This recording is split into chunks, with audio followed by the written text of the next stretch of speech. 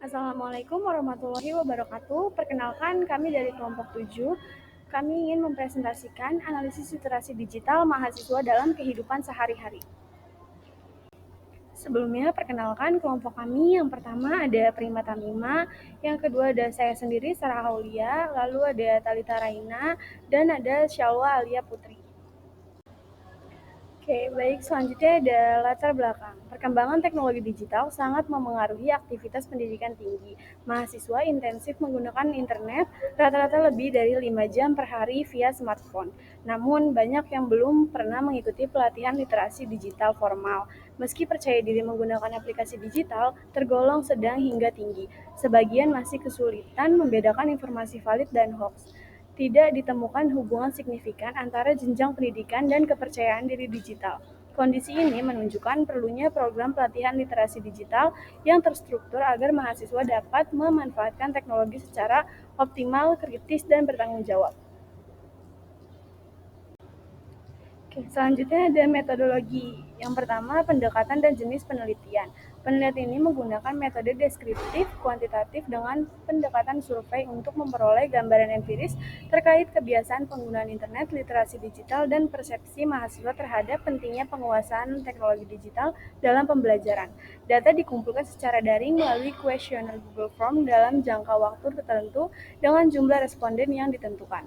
Yang kedua ada populasi dan sampel. Populasi dalam penelitian ini adalah mahasiswa yang berdomisili di sekitar lingkungan kampus dan aktif mengikuti perkuliahan. Sampel penelitian berjumlah 50 responden yang dipilih secara purposif, yaitu berdasarkan kriteria tertentu yang relevan dengan tujuan penelitian. Yang ketiga ada instrumen penelitian, yaitu yang pertama ada karakteristik responden, yaitu ada usia, jenis kelamin, pendidikan terakhir. Lalu yang kedua ada variabel kebiasaan digital, yaitu kepemilikan akses internet, lama penggunaan internet setiap hari, jenis perangkat yang digunakan, tujuan penggunaan internet, tingkat percaya diri dalam menggunakan aplikasi digital, frekuensi mencari informasi pendidikan, pandangan tentang pentingnya kemampuan digital, dan pengalaman mengikuti pelatihan digital. Lalu yang keempat ada prosedur pengumpulan data.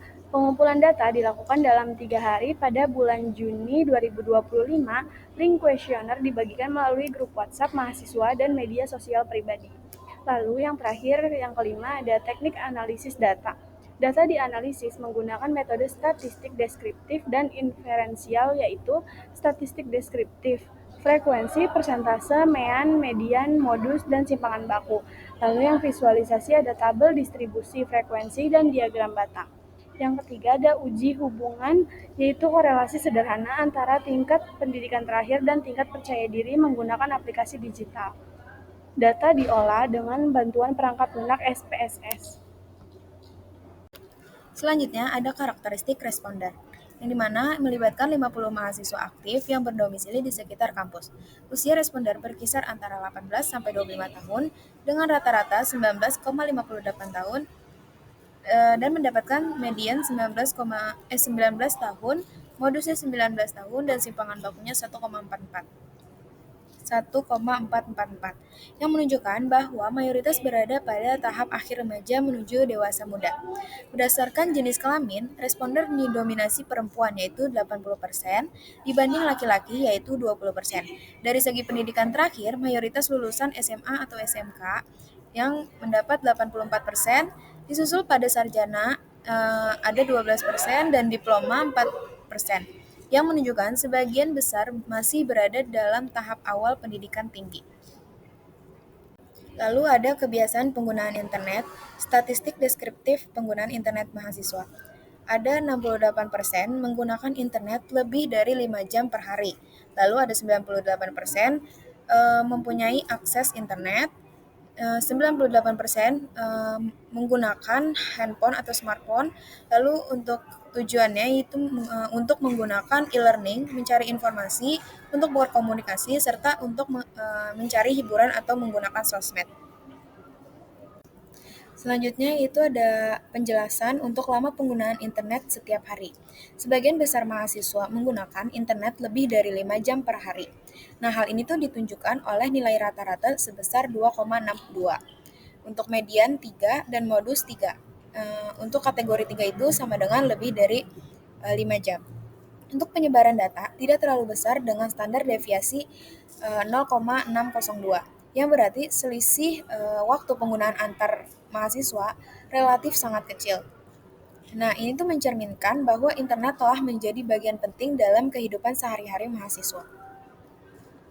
Selanjutnya yaitu penjelasan kepemilikan akses internet, yang dimana hampir semua mahasiswa memiliki akses internet, baik dari WiFi kampus maupun paket data pribadi. Rata-rata nilainya adalah 1,02 dan nilai yang paling sering muncul atau modus adalah 1, yang berarti mayoritas memang punya akses internet, karena selisih nilainya sangat kecil, yaitu standar deviasi 0,141. Yang ini menunjukkan bahwa kondisi akses internet di antara mahasiswa hampir sama. Sebanyak 98% responden bisa mengakses internet sendiri, sehingga bisa dikatakan akses internet bukan menjadi kendala utama bagi mereka. Selanjutnya, perangkat yang sering digunakan. Hampir semua mahasiswa menggunakan HP atau smartphone sebagai alat utama untuk mengakses internet. Rata-rata nilainya adalah 1,02 dan nilai yang paling sering muncul atau modus adalah 1, yang menunjukkan bahwa HP adalah perangkat yang paling banyak digunakan. Hanya sedikit yang menggunakan laptop. Hal ini menunjukkan bahwa mahasiswa lebih memilih perangkat yang praktis dan mudah dibawa kemana-mana. Lalu ada tujuan penggunaan internet di kampus. Berdasarkan jawaban terbuka yang dikategorikan, tujuan utama penggunaan internet adalah yang pertama untuk mengakses e-learning atau platform kuliah online. Yang kedua, mencari referensi tugas, berkomunikasi dengan dosen dan teman, dan media sosial, serta hiburan. Data di atas memperlihatkan bahwa penggunaan smartphone untuk mendukung aktivitas pembelajaran merupakan kebiasaan dominan di kalangan mahasiswa. Kemudian, tingkat kepercayaan diri dan literasi digital. Rata-rata percaya dirinya ada 4,16. Itu termasuk cukup tinggi. Kedua, 68% belum pernah ikut pelatihan formal, 80% menganggap literasi digital itu sangat penting, dan 52% merasa cukup bisa membedakan informasi yang benar dan hoax. Selanjutnya, kemampuan membedakan informasi benar dan hoax. Berdasarkan hasil penelitian, dapat disimpulkan bahwa mahasiswa aktif menggunakan internet dan perangkat digital dalam menunjang kegiatan pembelajaran sehari-hari.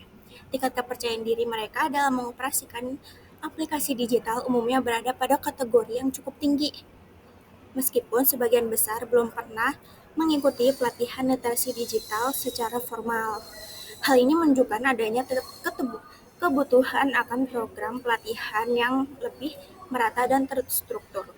Selain itu, mayoritas responden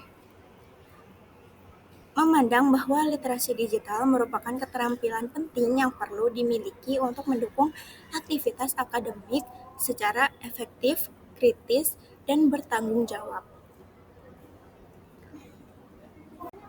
Lalu pengalaman mengikuti pelatihan atau belajar mandiri. Rata-rata skornya 1,32, median dan modus 1. Menunjukkan mayoritas responden belum pernah mengikuti pelatihan atau belajar mandiri mengenai aplikasi digital. Ini bertentangan dengan klaim bahwa 68% sudah mengikuti pelatihan. Simpangan bakunya rendah 0,471, menunjukkan persebaran yang relatif homogen. Untuk pembahasan selanjutnya yaitu ada frekuensi mencari informasi pendidikan melalui internet. Mayan dari variabel ini adalah 3,52, mediannya 4, dan modusnya 4, menunjukkan bahwa sebagian besar responden sering mencari informasi melalui internet.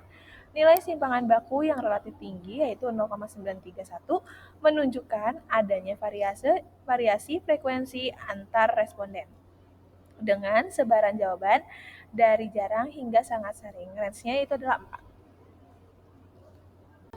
Pandangan tentang pentingnya penguasaan teknologi digital. Rata-rata skor sebesar 3,78, median dan modusnya 4, menunjukkan bahwa mayoritas responden menganggap kemampuan digital sangat penting. Simpangan baku yang rendah yaitu 0,465 dan range yang kecil yaitu 2 menunjukkan bahwa mayoritas responden memiliki pandangan yang seragam dan tinggi terhadap pentingnya kemampuan digital saat ini. Untuk pembahasan selanjutnya, yaitu ada hasil uji C-square. Hasil analisis menunjukkan bahwa kemampuan literasi digital seseorang dipengaruhi oleh beberapa faktor, seperti jenis kelamin, pengalaman mengikuti pelatihan, dan akses internet. Semua faktor ini punya hubungan yang nyata secara statistik. Misalnya, laki-laki dan perempuan bisa punya kemampuan digital yang berbeda, dan orang yang pernah ikut pelatihan atau punya akses internet cenderung lebih bisa membedakan informasi yang benar dan hoaks. Jadi, latar belakang pribadi dan kemudahan belajar digital sangat berpengaruh terhadap kemampuan digital seseorang.